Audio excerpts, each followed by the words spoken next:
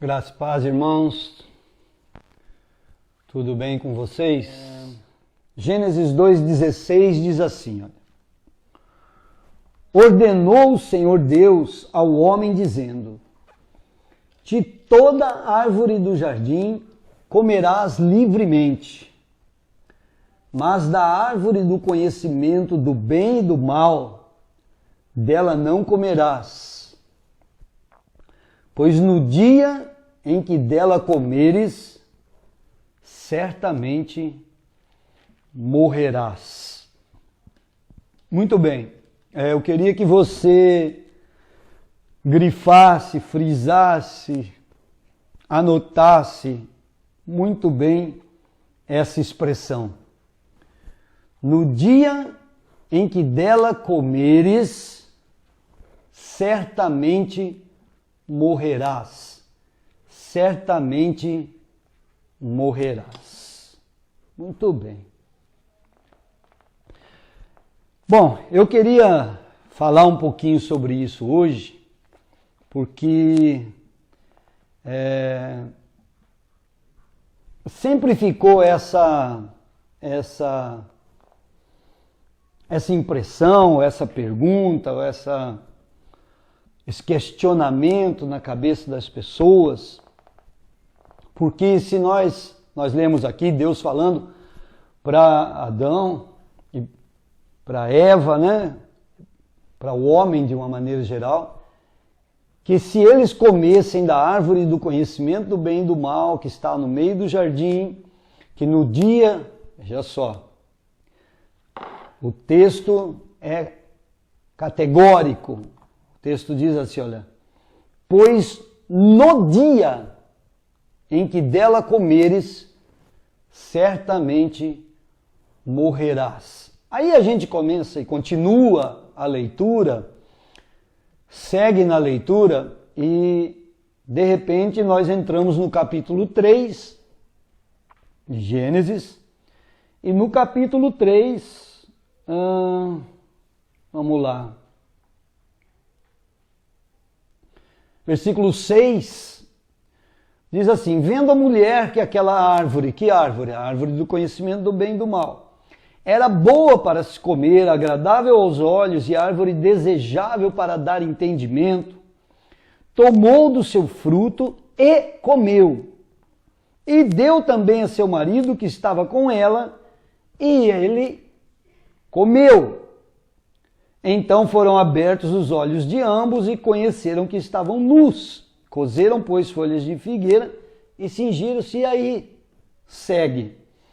Veja só, se a gente voltando para o capítulo 2, versículo 17, diz, pois no dia em que dela comeres, certamente morrerás. E aí nós vemos Eva comendo o fruto, depois dando ao seu marido, ele comendo o fruto, e os seus olhos se abrem e ninguém morre. Então esse questionamento, ele fica de uma maneira geral na cabeça das pessoas, porque a gente pode ficar explicando isso de muitas formas, né? Tentando explicar isso de muitas formas. Deus não estava se referindo à morte física, Deus estava se referindo à morte espiritual, ou a morte ela foi se tornando uma coisa gradativa, as pessoas certamente acabariam morrendo, se não tivesse comido, iria viver eternamente. Enfim, tem um monte de questões e de assuntos para falar sobre isso. Mas nós precisamos entender, e depois disso tudo, a Bíblia fala, acho que no capítulo 5, a genealogia de Adão, e vai falando tal, e até onde Adão viveu, e que Adão vive 900 e poucos anos, e depois ele morre, né? Porém, irmãos, quando Adão morre fisicamente, Adão morreu, mas nunca morreu a sua natureza. Então é sobre isso que eu quero falar hoje. Eu quero falar um pouquinho sobre a natureza de Adão, que esta natureza, que apesar de Adão e de Eva terem morrido fisicamente, deixa eu ver aqui,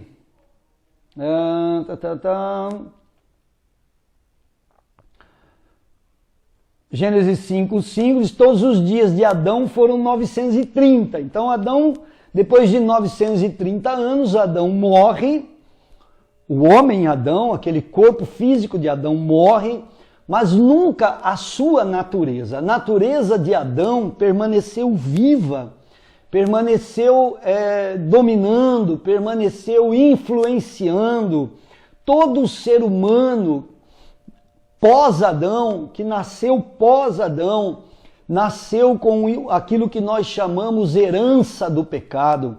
O pecado de Adão permaneceu vivo. Todo ser humano nasceu debaixo desse pecado. As pessoas nasceram debaixo dessa origem pecaminosa. Então, morreu a figura Adão com 930 anos. Mas a sua natureza pecaminosa não morreu.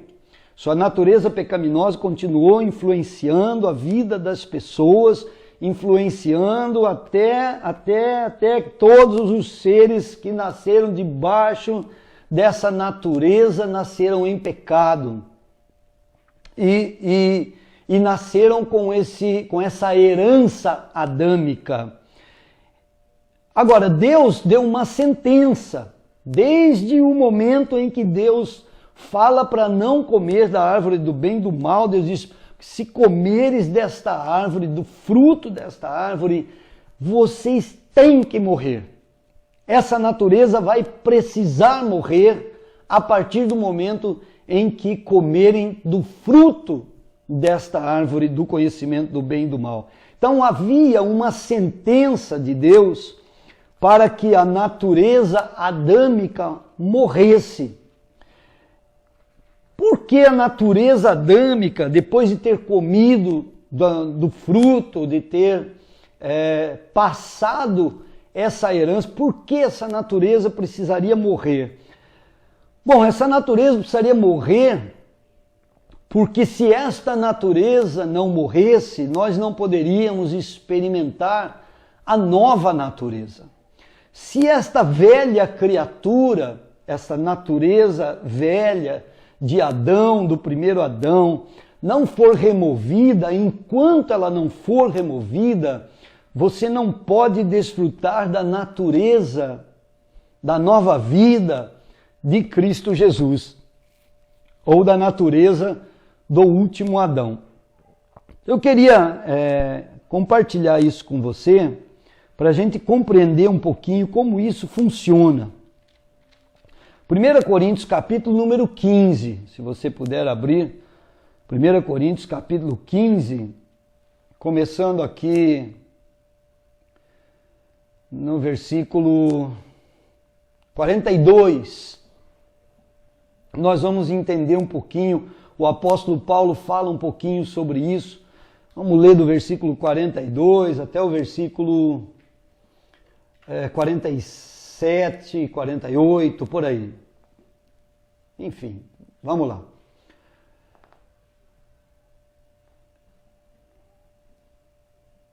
Primeira Coríntios, capítulo 15, versículo 42. Começa assim, olha. Assim também é a ressurreição dos mortos.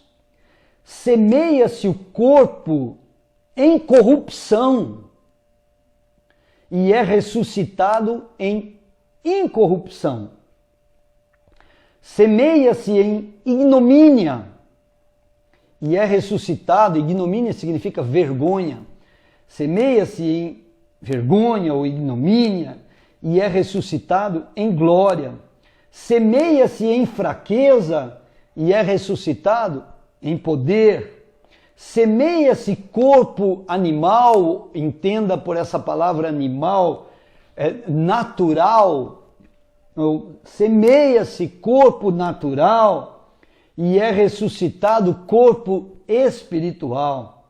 Se há corpo animal ou natural, também há corpo espiritual. Assim também está escrito: o primeiro homem, Adão, foi feito alma vivente. O último Adão, que é Cristo, espírito vivificante. Mas não é primeiro, ou seja, não vem primeiro o espiritual, senão o animal. Ou seja, primeiro veio o natural, depois o espiritual. O primeiro homem, sendo da terra, é terreno. O segundo homem é do céu. Como o terreno, assim também são os terrenos. E qual celestial, também os celestiais. E assim como trouxemos a imagem do terreno ou do natural, assim também traremos a imagem do celestial. Versículo 50. E agora digo isto, irmãos, que a carne e o sangue não podem herdar o reino de Deus, nem a corrupção herdar a incorrupção. Vou até ir fazendo algumas anotações aqui, para a gente ir fazendo observações. Muito bem, vamos lá. Vamos começar no versículo 42, né, onde nós começamos. Eu vou falar aqui de características do primeiro e depois do último Adão. O primeiro Adão, depois o último Adão, Cristo. No versículo 42, ele fala que o primeiro Adão traz vergonha. Também fala que o primeiro Adão traz corrupção, corrompido. Versículo 43. No 43 fala vergonha e também fala fraqueza. Fraqueza. Versículo 44 fala que este ser é natural ou animal. Versículo 45 fala que ele é só alma vivente.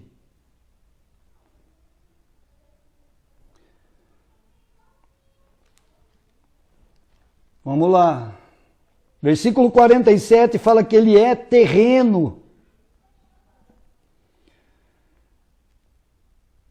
Então, enfim, e aí termina.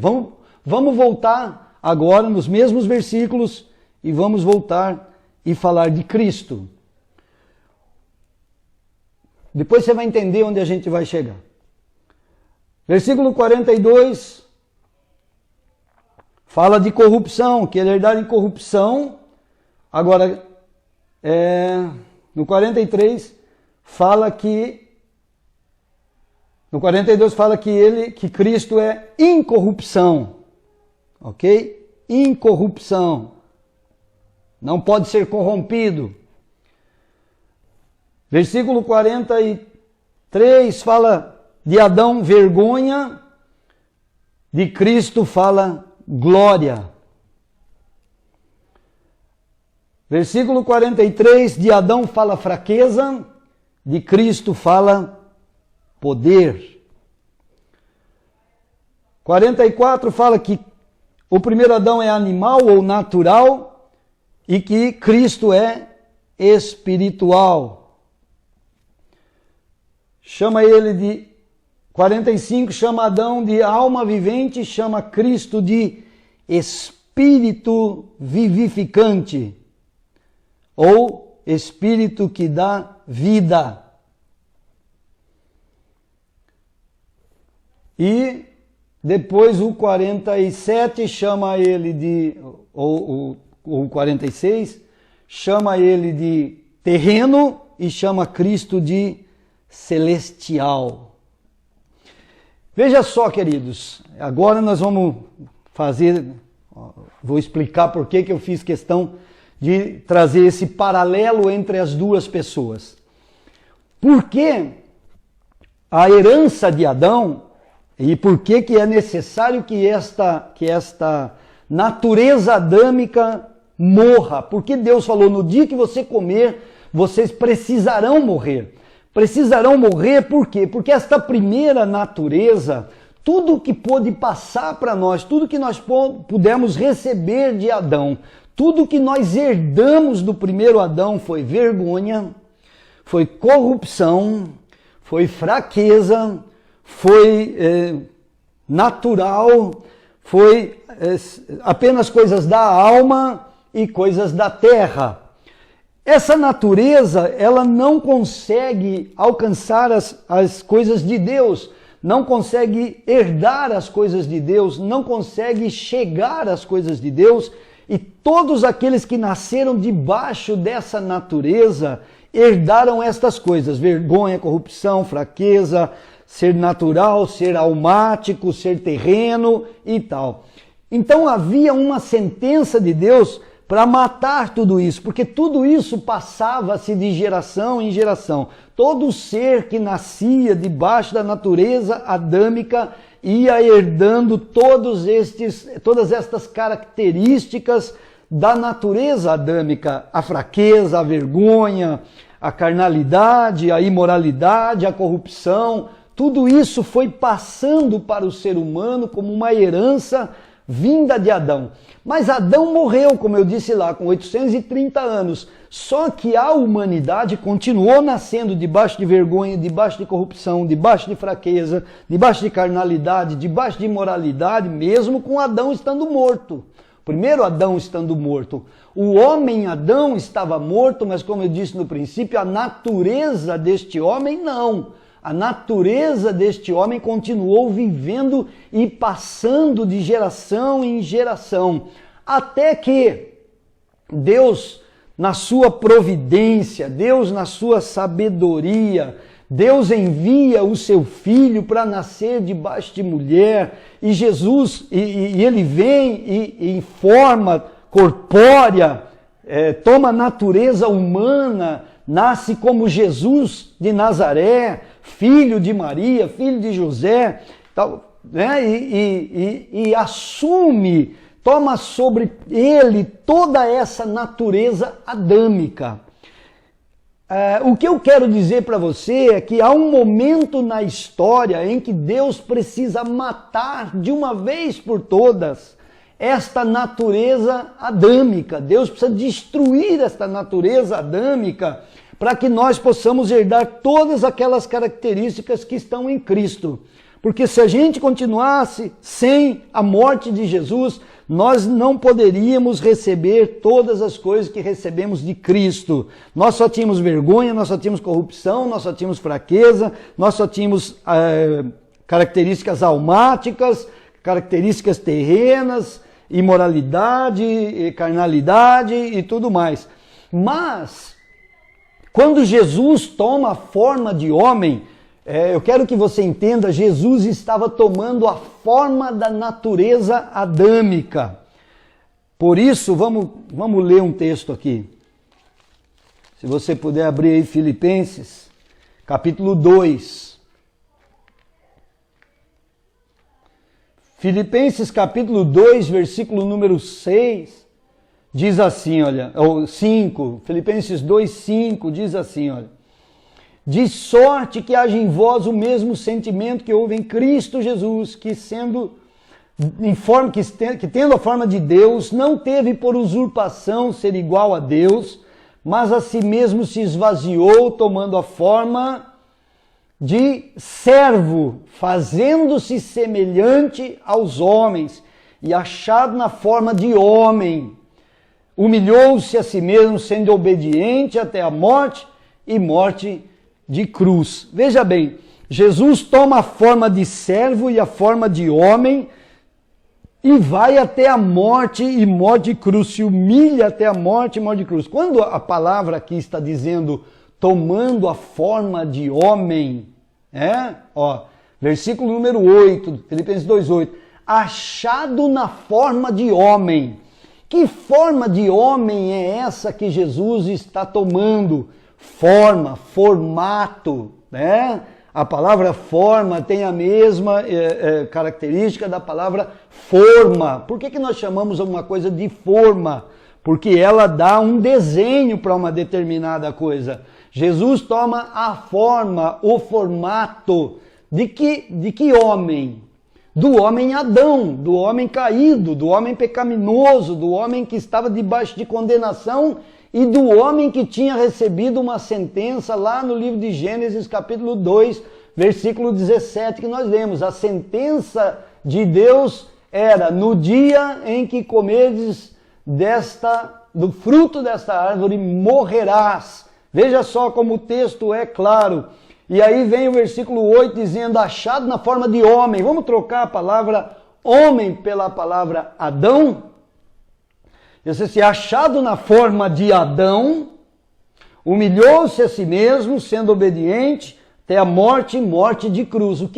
Que sentença Deus deu para Adão? Deu a sentença de morte. Então Jesus toma a forma da primeira natureza de Adão e ali Jesus inclui nessa natureza toda a natureza humana, todas as pessoas, a mim, a você. Jesus inclui todos os seres humanos dentro desta natureza, dentro desta forma que ele toma, que é a forma da natureza adâmica. E aí, nesta forma de natureza humana, nesta forma de natureza adâmica, Jesus vai para a cruz, para cumprir a sentença que Deus havia dado a Adão, de que aquela natureza, no dia que comesse do fruto da árvore do conhecimento do bem e do mal, deveria morrer. Adão tinha morrido fisicamente, mas sua natureza não. A natureza de Adão persistiu por milênios foi passando para as pessoas, até que veio Jesus e toma esta forma desta natureza e vai para a morte, para cumprir aquilo que Deus havia determinado para essa natureza, que ela morresse. Veja só, eu vou ler um texto com você e você vai entender melhor ainda o que eu estou falando aqui. Por quê? Nós já vamos ler o texto já. Porque, queridos, como eu disse, voltando um pouquinho lá, como eu disse, se esta natureza não morresse, ou não morrer, nós não podemos de forma nenhuma desfrutar a outra natureza. Então, de Adão nós recebemos só vergonha, mas de Cristo nós podemos receber glória. De Adão nós herdamos corrupção, mas de Cristo nós podemos herdar incorrupção. De Adão nós recebemos fraqueza, mas de Cristo nós podemos receber poder. De Adão recebemos uma natureza humana apenas, de Cristo nós podemos receber uma natureza espiritual. De Adão nós recebemos influência almática, de Cristo nós podemos receber vida, espírito de vida. De Adão nós recebemos aquilo que é terreno, de Cristo nós recebemos aquilo que é celestial. Mas para que tudo isso faça parte da nossa vida, nós precisamos, ou Adão precisa perder sua primeira natureza, ok? Espero que eu esteja, que às vezes eu vou me empolgando aqui, fico meio animado, né? Mas espero que vocês estejam compreendendo direitinho o que eu estou falando aqui. Muito bem. Nós temos que nos preocupar, e eu já vou ler o texto que falei para os irmãos já, mas eu quero fazer essa colocação antes. Os irmãos podem ir colocando, tá? Comentando aí, dizendo, pastor, vai mais devagar, não entendi direito o que você falou, e eu volto se precisar aqui, e a gente comenta de novo. Mas eu queria fazer uma pergunta aqui, né? Ou uma colocação, melhor dizendo. Muitas vezes nós nos preocupamos com Satanás com tantas coisas, né? Quando nos referimos a Satanás, pensamos logo em maldade, pensamos logo em coisas negativas, pensamos em coisas das trevas, pensamos um monte de coisa que traz um certo medo, um certo pânico nas pessoas ao falar de Satanás. Mas tem uma coisa que as pessoas deveriam se preocupar com Satanás, que é mais nisso que Satanás está interessado, do que em ficar fazendo macumba para você, do que ficar criando algum problema para você tropeçar e tal. Satanás ele está concentrado, focado numa única coisa. E eu vou explicar isso para você já já. E é nisso que a gente deveria se atentar, é com isso que a gente deveria se preocupar, ok? Então vamos ler o texto e eu já explico isso já para você. Mateus capítulo 16, versículo 21. Procura lá. Só explicando o capítulo 16, versículo 13 em diante, aquele momento em que Deus revela para Pedro quem era Jesus ou quem era Cristo, que ele era o Cristo, né, e tal. E aí nós entramos no versículo 21. Quando termina essa história da revelação, o texto diz assim: desde então, a partir daquele momento da revelação, começou Jesus a mostrar aos discípulos que era necessário ir a Jerusalém. Veja só, presta atenção nas palavras, eu sempre falo isso, presta atenção na palavra. Era necessário, ok? Jesus começou a mostrar aos seus discípulos que era necessário. Por que era necessário? Já expliquei isso lá atrás. Começou a mostrar aos discípulos que era necessário ir a Jerusalém, que era necessário padecer muito dos anciãos e dos principais sacerdotes e dos escribas, que era necessário ser morto e que era necessário depois ressurgir no terceiro dia. Versículo 22. Aí vem Pedro. Pedro, tomando-o à parte, começou a repreendê-lo. Veja só, irmãos, a petulância do camarada, né? Repreender Jesus. Mas não com uma boa intenção, né? Só, Pedro, tomando à parte, começou a repreendê-lo, dizendo: Senhor, tem compaixão de ti. Isso de modo nenhum te acontecerá ou te sucederá. Então Jesus no versículo 21 começa dizendo: olha, é necessário que eu morra, ou melhor, é necessário que eu vá a Jerusalém, é necessário que eu sofra, é necessário que eu seja humilhado, é necessário que eu seja exposto e que padeça, e é necessário que eu seja morto, enterrado para poder ressuscitar, ok? Pedro toma Jesus à parte e diz: não, Senhor, isso nunca. Isso não vai te acontecer de jeito nenhum. Tem compaixão de ti, Senhor. Não vai acontecer isso. Muito bem. Versículo 23. Ele, porém, voltando-se, disse a Pedro. Ele quem? Jesus. Ele, porém, voltando-se, disse a Pedro: para trás de mim, Satanás. Tu me serves de pedra de tropeço, pois não compreende as coisas que são de Deus, e sim as que são dos homens. Veja só, irmãos. Aqui eu quero chamar a tua atenção para algo muito interessante. Pedro chama o Senhor primeiro começa dizendo que ele precisaria morrer, que era necessário que ele morresse, que era necessário que ele fosse humilhado pelas pessoas e tudo mais. Pedro chama ele à parte e diz que não ia acontecer, que ele deveria ter dó de si mesmo, compaixão de si mesmo, e que não permitisse que isso acontecesse. Jesus olha para Pedro, volta-se para Pedro e se dirige a palavra da seguinte forma: para trás de mim, Satanás. E chama Pedro de Satanás. Se refere a uma pessoa com a expressão Satanás. Né? É muito forte essa expressão. né, dizer para alguém, chamar essa pessoa de Satanás. E disse, você só entende as coisas que são dos homens, não compreende as coisas que são de Deus. Você só entende as coisas que são da terra, não compreende as celestiais. Veja só, queridos, esse mesmo Pedro, lá na frente, depois, Jesus já estava preso, né? E as pessoas acusam ele de andar junto com Jesus. Esse mesmo Pedro, lá na frente, nega Jesus por 3 vezes. Nega a Jesus por 3 vezes. E nem por isso Jesus depois o chama de Satanás. Jesus não chama a ele de Satanás.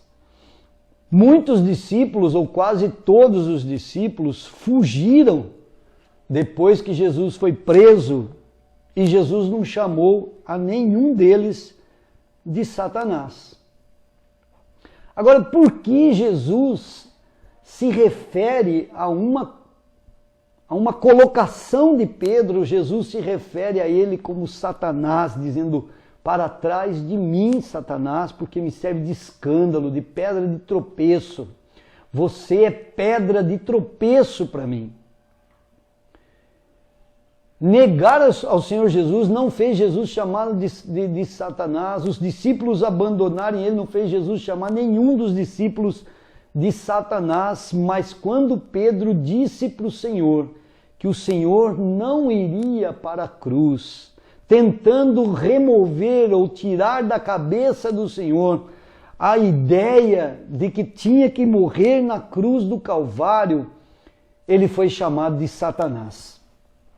Isso é muito, mas muito sério, porque eu disse um pouquinho atrás agora que você iria entender e que eu iria comentar no que é que Satanás de fato está focado. Satanás não tem nenhum problema que você... Veja só, em toda essa história aqui, Jesus já tinha feito milagres, Jesus já tinha feito um monte de coisa, Jesus já tinha curado enfermos, expulsado demônios, feito um monte de coisa. E nunca houve uma reação tão forte do Senhor com alguém a chamar de Satanás e de pedra de tropeço. Mas aqui sim. Por quê? Porque Satanás não tem nenhum problema que nós continuemos frequentando igreja, que nós façamos parte de uma comunidade ou de uma igreja, que nós participemos de cultos, participemos de conferências, de congressos, que nós façamos um monte de outras coisas. Satanás não tem nenhum problema com isso. Por quê? Porque você pode continuar tranquilamente, ser evangélico, frequentar cultos, frequentar igrejas, participar de uma série de outras coisas. Porém, existe uma única coisa que Satanás está focado. Satanás está focado, e por isso é que Jesus reagiu daquela forma tão intempestiva em relação à colocação de Pedro. Porque a colocação de Pedro era a colocação de alguém que estava propondo, e aí entra Satanás, estava propondo que Jesus continuasse mantendo viva a natureza do primeiro Adão. O que Satanás está interessado, e é nisso que ele está focado, e é com isso que nós precisamos nos preocupar, e Satanás não está preocupado mesmo se nós estamos dentro de uma igreja com 10, com 100, com 1000 pessoas, de quantos cultos nós participamos por semana, de quantas vezes nós estamos indo para as igrejas, de quantos congressos você tem, de quantos cursos de teologia você já fez. Ele não está nem aí para isso, desde que você continue mantendo viva a natureza do primeiro Adão. Por quê? Porque se Satanás puder manter viva a natureza do primeiro Adão, ele pode manter viva a vergonha, a corrupção, a fraqueza, a carnalidade, os sentimentos almáticos, a vida focada nas coisas que são da terra. Se ele puder manter viva a primeira natureza, ou a natureza de Adão, ele poderá impedir que nós desfrutemos de glória, que nós desfrutemos da incorrupção, que nós desfrutemos do poder desta natureza, que nós sejamos espirituais, que ele poderá impedir que nós tenhamos esse espírito vivificante ou a vida abundante da qual Cristo falou, e poderá impedir que nós conheçamos as coisas celestiais. Então Satanás tenha um interesse, quando Pedro se dirige a Jesus, e obviamente foi a boca de Pedro que falou, mas a ideia veio de Satanás, foi Satanás quem plantou aquele pensamento na cabeça de Pedro. Quando Pedro fala para o Senhor, Senhor, tem compaixão, o Senhor não precisa morrer, o Senhor não tem que morrer, o Senhor não vai morrer, evita isso de qualquer jeito, e Jesus se refere a ele como Satanás, é porque ele estava impedindo, ou tentando impedir, que a primeira natureza adâmica, debaixo de pecado, passando de geração em geração, que esta natureza permanecesse viva. Satanás deseja que nós não vivamos esta natureza espiritual, ele deseja que a gente se mantenha conectado, que a gente se mantenha ligado a essa natureza humana, carnal, racional, natural, almática, corrupta, para que nós não desfrutemos de tudo aquilo que o Senhor tem para a nossa vida, que é glória, incorrupção, poder, que é uma vida vivificante, que é experimentar as coisas celestiais. Então nós precisamos entender que a questão não está em quantos cultos nós participamos, mas em que vida nós estamos vivendo. Não está na placa da igreja que nós frequentamos, mas que vida que nós estamos vivendo. Se é a vida de Cristo Jesus ou se é a vida do primeiro Adão. Porque a nossa natureza conectada com o primeiro Adão precisa morrer e precisa ser sepultada. Eu já ministrei uma vez a respeito disso, vou repetir aqui. Quando Jesus está na cruz, Mateus capítulo 27, versículo 46, Jesus diz assim, olha, por volta da hora 9, exclamou Jesus em alta voz, Eli, Eli, ou Eloi, Eloi, lama sabachthani, que quer dizer, Deus meu, por que me desamparaste? Irmãos, isso parece uma frase bonita, romântica, uma frase, né? Como eu já até expliquei isso em outros momentos, já expliquei essa história. Parece que alguém, parece que é o filho pedindo para o pai estar perto dele, e eu já escutei um monte de pessoas dizendo, não, porque Deus estava tão sentido, Deus estava tão triste de ver o seu filho sendo humilhado, sendo escarnecido, sofrendo na cruz, que Deus não suportou ver o seu filho sofrendo na cruz, e então Deus virou as costas para não ver o sofrimento de Jesus e tal. Irmãos, isso tudo é romantismo evangélico, não é isso não.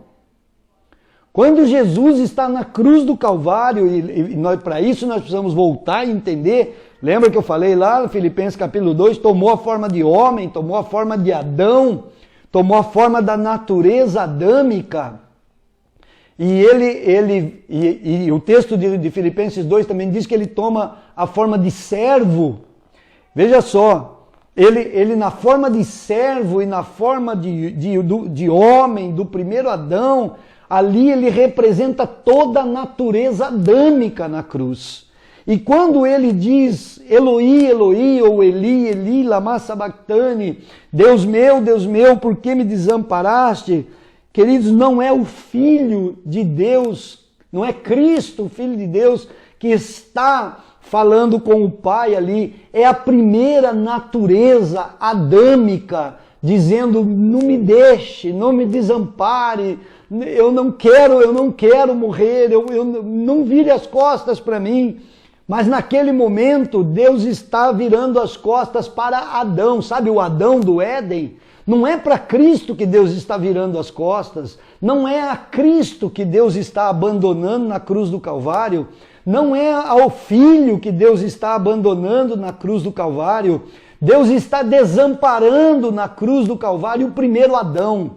Deus está dizendo, é necessário que você morra, é necessário que você desapareça, é necessário que essa natureza que produz vergonha, que produz corrupção, que produz fraqueza, é necessário que esta natureza seja morta. Então eu não posso estar contigo agora, eu não posso te socorrer agora, eu não posso permitir que você continue vivo agora, porque você precisa morrer, você precisa sumir de vista, você precisa desaparecer, você tem que desaparecer. Você precisa ser sepultado. Sabe por quê, irmãos? Por isso aqui, vamos voltar para 1 Coríntios capítulo 15. Versículo 42, começando de novo, no finzinho do versículo 42, é assim, ó. Semeia-se o corpo corrupto, ou o corpo em corrupção, e é ressuscitado em incorrupção. Semeia-se em ignomínia ou em vergonha, e é ressuscitado em glória. Semeia-se em fraqueza, e é ressuscitado em poder. Semeia-se o natural, o animal, e é ressuscitado o espiritual. Então veja bem, é necessário e era necessário que aquele corpo natural, achado em forma de homem, fosse semeado. Onde que se semeia uma semente? Na terra, não é? Você planta uma semente, cobre ela, tira ela da vista, tira ela da sua visão, ela desaparece, ali ela morre, é assim que funciona com uma semente de qualquer planta. Você cava um buraco, você semeia ela, você coloca ela naquele buraco, naquela cova, você joga a terra por cima, ali ela morre, ela perde sua vida e ela brota para poder produzir uma nova vida. O texto aqui de Paulo está dizendo, é preciso pegar este ser, Adão, primeiro Adão, que produz vergonha e semear essa vergonha. Esse ser que produz corrupção e semear essa corrupção. Esse ser que produz fraqueza e semear essa fraqueza. Esse ser que é terreno e semear esse ser que é terreno. É preciso sepultar esse ser, matar e sepultar esse ser, tirar ele da vista de Deus, porque depois de semeado, então ressuscita-se em glória. Ressuscita-se em força, ressuscita-se em poder, ressuscita-se espiritual, ressuscita-se celestial, ressuscita-se com vida.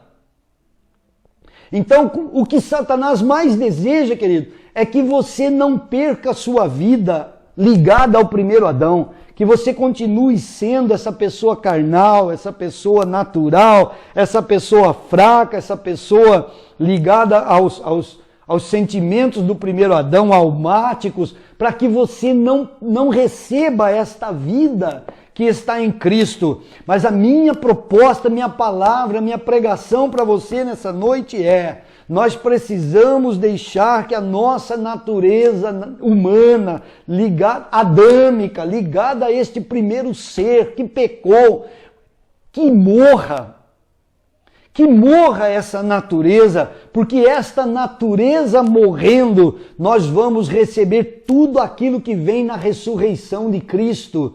Tudo aquilo que Cristo herdou na sua ressurreição, nós herdaremos com Ele, porque assim como morremos com Ele ressuscitamos também. Assim como tudo aquilo que herdamos do primeiro Adão foi sepultado com o primeiro Adão, assim nós vamos receber tudo que pertence ao último Adão, que é Cristo, o Espírito vivificante.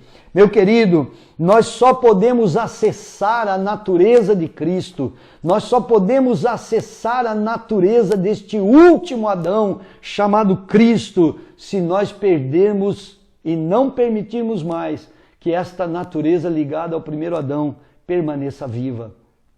Satanás está interessado em manter você conectado com o primeiro Adão. Satanás está interessado em manter você carnal, corrupto, fraco. Satanás está interessado nisso. Por isso o Senhor Jesus foi tão categórico e tão radical ao tratar desse assunto com Adão. Porque Satanás, tudo que Satanás queria fazer com Jesus e quer fazer comigo e com você, é nos desviar da cruz. Porque se puder nos desviar da cruz, ele poderá impedir que a vida de Cristo flua na nossa vida. Se ele puder nos desviar da cruz de Cristo, então ele poderá nos desviar da ressurreição de Cristo. Se ele puder nos fazer sair para longe da cruz de Cristo, então ele também fará com que estejamos longe da vida de Cristo Jesus na nossa vida. Deus nos ajude a permitir, a levar a nossa velha natureza para a cruz com Cristo Jesus, porque uma vez que nós estivermos na cruz, essa natureza humana, carnal, terrena, corrupta, estiver na cruz, crucificada com Cristo, então nós vamos experimentar todo o poder da sua ressurreição, toda a glória da sua ressurreição. É disso que nós estamos falando, irmãos. E é nisto que Deus está interessado, que você permita que Cristo Jesus, que a vida de Cristo Jesus flua na sua vida, mas para isso, essa primeira natureza precisa ser perdida. Por isso o Senhor advertiu e disse assim: se alguém quiser salvar sua vida, perdê-la-á. Mas se alguém perder a sua vida, por amor a mim, achá-la-á. Entende? Achá-la-á. É assim que as coisas vão funcionar. Olha só o que Paulo fala, eu queria compartilhar isso com você. Capítulo 3 de Filipenses. Capítulo 3, irmãos, de Filipenses é algo extremamente interessante, impressionante. Gostaria que você lesse Filipenses, né? Habitue-se a ler a palavra de Deus, mas comece a prestar atenção em algumas coisas. Paulo diz assim, olha, Filipenses capítulo 3, versículo 4, presta atenção nisso. Só explicando aqui quem foi Paulo, né? Paulo foi um camarada formado nas principais escolas teológicas, conhecedor da Bíblia, Saulo no caso, né? E aqui ele diz assim, olha, versículo 4, Filipenses 3, 4. Ainda que eu também poderia confiar na carne. Se algum outro pensa que pode confiar na carne, eu ainda mais. E aí ele começa a explicar por que ele poderia confiar na sua própria carne. Ele diz assim, ó, circuncidado ao 8º dia, da linhagem de Israel, da tribo de Benjamim, hebreu de hebreus, segundo a lei, fui fariseu, segundo o zelo, perseguidor da igreja, segundo a justiça que há na lei, irrepreensível. Ou seja, o cara guardava a lei irrepreensivelmente. Versículo 7. Mas o que para mim era lucro, considerei-o por perda, por causa de Cristo. Assim, ó, aquilo era uma glória, né? Você ser hebreu de hebreus, fariseu, zeloso, formado, conhecedor de toda a lei. Isso era uma glória para uma pessoa. Mas diz, considerei isso tudo perda. Aquilo que era lucro para mim, considerei perda por causa de Cristo. Versículo 8. Na verdade, tenho também por perda, não só isto que ele relatou, mas todas as coisas. E considero como refúgio para que possa ganhar a Cristo. E aí vem, ó. E seja achado nele, não tendo justiça própria que vem da lei, mas a justiça que vem pela fé em Cristo, a saber, a justiça que vem de Deus, pela fé. E aqui eu queria chamar a sua atenção no versículo 10 e no versículo 11. Vamos lá, presta atenção nesses dois versículos que eles são muito importantes. Olha só. Desejo conhecê-lo. Vamos anotando as palavras aí. Conhecê-lo. Conhecer a Cristo.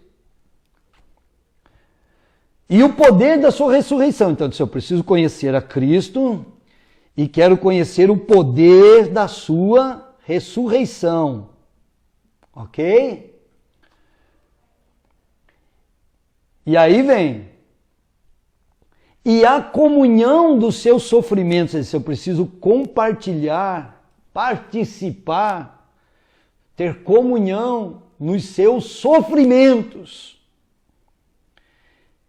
conformando-me com ele. Lembra da palavra forma? Conformar também quer dizer a mesma coisa. Tomar a forma junto com. Então, conformar é tomar a forma com algo, com alguém. Então, conformando-me com ele, ou tomando a mesma forma dele. Vamos lá. Onde? Conformando, nós estamos em Filipenses 2, em Filipenses 3:10. É assim, ó, conformando-me com ele onde? Na sua morte. Então, tomando a mesma forma dele ou a mesma forma da sua morte para, versículo 11, para ver se de alguma maneira posso chegar à ressurreição dos mortos. E lembra que nós começamos no princípio do versículo 10, eles desejam conhecê-lo e conhecer o poder da sua ressurreição. Mas, queridos, ele jamais poderia conhecer o poder da ressurreição sem se conformar com ele ou sem tomar a forma que ele tomou na sua morte. Então, todo o poder da ressurreição de Cristo. E o que a ressurreição de Cristo produz? Aquilo que nós lemos em 1 Coríntios capítulo 15. A ressurreição de Cristo produz glória, incorrupção, força, poder, vida espiritual, espírito vivificante, visão celestial, natureza celestial. É tudo produzido a partir da ressurreição de Cristo. Nós só podemos experimentar todas estas coisas a partir da ressurreição de Cristo se também nos conformamos com Ele na sua morte. Então, meu querido, eu sei que às vezes parece que é difícil, né, viver esse tipo de coisa, mas isso precisa partir em algum momento de nós mesmos, a iniciativa de dizer eu vou me conformar com Cristo na sua morte, vou aceitar que esta natureza pecaminosa, adâmica, ligada àquele ser que pecou e que foi condenado à morte, mas que agora foi morto na cruz do Calvário, eu quero me conformar nessa morte para eu poder viver a vida de Cristo. Veja só que coisa interessante. Certo dia, Jesus ensinando aos seus discípulos, Jesus diz assim: ninguém tira a minha vida, né? Quem matou Jesus? Os judeus? Os romanos? Quem matou Jesus? Jesus disse assim: ninguém tira a minha vida, eu mesmo a dou, para depois tomá-la de volta. Então veja só, quando Jesus fala assim, ninguém tira a minha vida, mas eu a dou, Jesus está dizendo que a morte dele na cruz do Calvário foi um ato voluntário e espontâneo. Ele decidiu morrer. Pois bem, Jesus é o nosso modelo para tudo. Jesus é o nosso modelo para tudo, para qualquer área da nossa vida. Jesus é o nosso modelo. Se Jesus foi para a cruz de forma voluntária e espontânea, você não deve esperar, ou achar, ou acreditar que Deus vai pegar você à força e te obrigar a morrer na cruz com Cristo. Que Deus vai pegar essa natureza que às vezes te leva a pecar, te leva a não conseguir viver a vida de Deus, que Deus vai pegar essa natureza e vai sacrificá-la na cruz. Assim como foi com Cristo, e como eu disse, Ele é o nosso modelo, assim como foi com Jesus, que deu a sua vida, ninguém tirou, ninguém tomou a vida dele, mas Ele mesmo a deu. Assim como foi com o Senhor, precisa ser conosco. E eu te explico por quê. Se Deus pegasse você, ou eu, e nos levasse à cruz de forma involuntária, obrigatória, Deus não seria um Pai amoroso. Deus não seria justo. Se Deus nos levasse involuntariamente, obrigatoriamente para a cruz, Deus seria um homicida. Deus estaria nos assassinando. Mas Deus não é homicida, nem assassino. Deus é justo, Deus é justiça. E se Deus não faz isso, então nós precisamos voluntariamente, como Cristo, oferecer e dizer: estou disposto a crucificar a minha vida com Cristo, como Paulo disse aqui, a perder todas as coisas para ganhar a Cristo. Oferecer voluntariamente e dizer: Deus, hoje eu aceito que essa natureza minha seja levada à cruz com Cristo, para que eu possa viver a vida de Cristo em mim. Onde você estiver agora, você pode fazer essa oração. Você que tem lutado contra o pecado, você que tem perdido para o pecado, você que não tem conseguido vencer vícios, vencer áreas da sua vida que ainda estão debaixo de corrupção, de fraqueza. Onde você estiver agora, você pode fazer essa oração. Você pode dizer: Deus, eu quero oferecer essa natureza adâmica, fraca, corrupta, debaixo de vergonha, essa natureza terrena.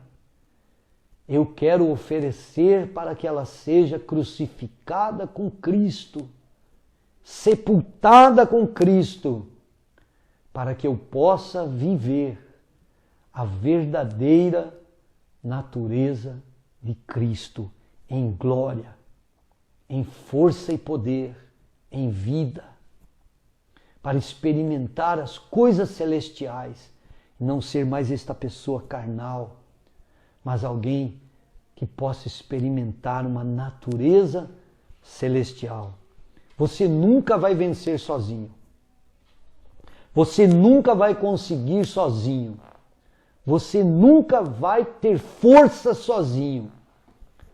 Porque esta natureza adâmica se esforçava e pecava, se esforçava e pecava, se esforçava e pecava. Você vê todo o Antigo Testamento pessoas se esforçando para serem boas e pecando, se esforçando para serem boas e pecando. Meu irmão, minha irmã, meu amigo, não se trata de esforço, Se trata de hoje, voluntariamente, você oferecer a sua vida para que ela possa ser crucificada juntamente com Jesus, com Cristo Jesus, e depois ressuscitada em glória com Cristo na sua ressurreição.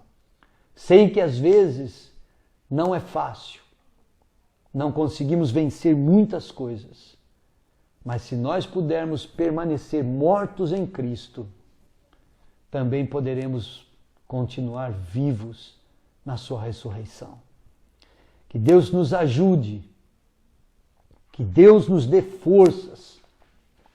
Quando Jesus estava no Getsêmani, e muito interessante, quando Jesus estava no Getsêmani, essa natureza adâmica, essa natureza humana, essa natureza terrena, disse para Deus: se for possível, passa de mim esse cálice. Essa é a natureza adâmica. Mas veja a voluntariedade, como Jesus faz isto voluntariamente. Ele diz: porém, não seja feita a minha vontade. Qual é a minha vontade? A vontade dele, qual era? A vontade dele era escapar da cruz. Ele diz: não se faça a minha vontade, mas a tua.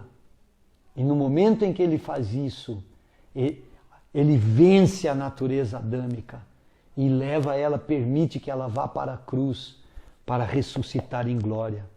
Depois você termina de ler Filipenses capítulo 2, porque Filipenses capítulo 2 termina dizendo: mas Deus o exaltou soberanamente, lhe deu um nome que está acima de todo nome.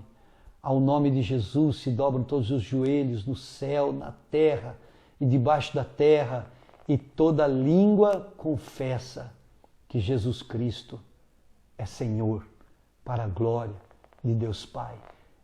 Jesus Cristo só foi honrado porque primeiro permitiu que sua vida se perdesse, a vida de Adão se perdesse na cruz do Calvário, e então recebeu a vida de Deus. Você quer desfrutar de toda a glória que Deus tem para você? Abra mão dessa vida que você vive, dessa vida natural, e você vai experimentar tudo o que Deus tem para você e para mim. Nós vamos experimentar em Cristo Jesus, nosso Senhor. Espero que você possa ter sido abençoado por essa palavra, e que você possa continuar crescendo na graça do Senhor, tá bom? Então vamos orar. Onde você estiver, feche seus olhos, vamos buscar a presença de Deus. Senhor, em nome de Jesus, nós oramos a Ti, pedimos nessa hora, Pai, que o Senhor estenda as suas mãos. Queremos, ó Deus, viver a sua vida, perder a vida, Senhor, deste primeiro Adão que foi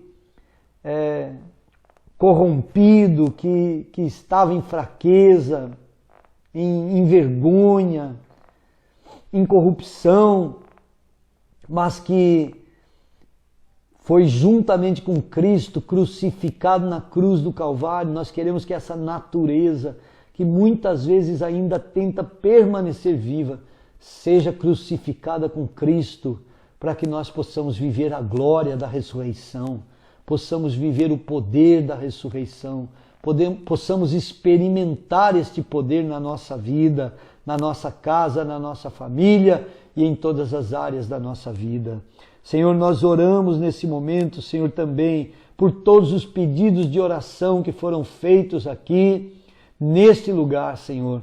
Que Tua graça, Senhor, venha sobre cada vida, que a Tua mão poderosa alcance, Senhor. Nós cremos no Deus de milagres, nós cremos no Deus poderoso, nós cremos no Deus que pode mudar, Senhor, uma história, mudar a situação das pessoas, ó Pai. Nós cremos neste poder, Senhor, da Tua ressurreição. Que venha, Senhor, este poder da Tua ressurreição sobre os corpos que estão enfermos agora, sobre a economia que está abalada, Senhor. sobre todas as áreas que estão, Senhor, debaixo de influência demoníaca, terrena e animal, Senhor. Nós oramos, ó Pai, neste momento, não só por aqueles que estão sofrendo com essa doença, com essa pandemia, mas por todos aqueles que estão enfermos de alguma maneira, Senhor. Estende as suas mãos, arranca toda a enfermidade e todo o mal. Visita, Senhor, as pessoas, visita as empresas, visita os negócios. Abre, Senhor, as janelas dos céus sobre a vida de todas as pessoas e que tua graça, teu amor e o teu poder venha, Senhor, sobre cada vida e sobre cada família. Em nome de Jesus Cristo nós te pedimos e te agradecemos para o louvor e glória do teu santo nome. Amém e amém, Senhor. Que a bênção do Senhor venha sobre cada vida em nome de Jesus Cristo, Senhor Deus Todo-Poderoso. Amém, Jesus. Para todo mundo, glória a Deus. Que o Senhor abençoe a vida de todos vocês com suas famílias. Quero declarar que esta semana será a melhor semana da sua vida. O Senhor te abençoe muito e faça cumprir todo o seu propósito na sua vida. Deus abençoe a todos vocês. Fiquem com Deus. Um grande beijo. Boa semana.